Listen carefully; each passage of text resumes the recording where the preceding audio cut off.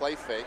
Quick throw, Thomas. He's got a couple of blockers, and Thomas is off to the races. Here we go, 45 midfield. Thomas, 40. Foot race down the east sideline. 20, 15, 10, 5. Demaryius Thomas, 71 yards, and the Broncos have tied this game at 13.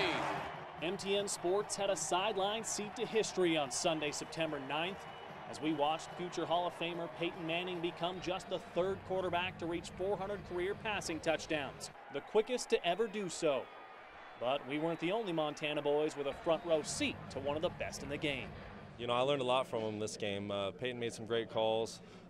Pretty much in general, you know, our entire offense played great. The offensive line played great all night. The backs made plays. Receivers made plays when they needed to. But it was pretty cool to have a front row seat to watch Peyton do his thing. It's hard to beat Brock Osweiler's life, the NFL contract, best seat in the house to the biggest games in the world, not to mention tutelage from one of the best QBs to ever step foot on the field. And despite being proclaimed as the future of the Broncos, this Kalispell native still has that itch to play right now.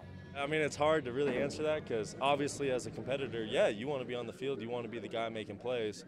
But when you got number 18 out there doing his thing, you know, he just threw his 400th, you know, career touchdown, and that's a big deal for him, so I'm very happy for him. Osweiler works side by side with Manning on a daily basis. In fact, their lockers sit right next to one another at Sports Authority Field, but their relationship has spread outside of work as well. Throughout camp, you know, some of the guys got together, you know, on our off nights, we'd go out and have a little bit of fun and, you know, just a little bit of team bonding. Was he one of them? Yeah, you know, he was the one making sure everyone was coming out and, you know, made sure I came along. It's all been good since I've been in Denver. You know, I couldn't be in any better situation. Very fortunate to be a Denver Bronco and, you know, just glad to be here. Fans back in the Treasure State are glad as well. For years, Broncos gear has been seen all across Montana, and with one of their own now representing their favorite team, those ties to Denver are even stronger.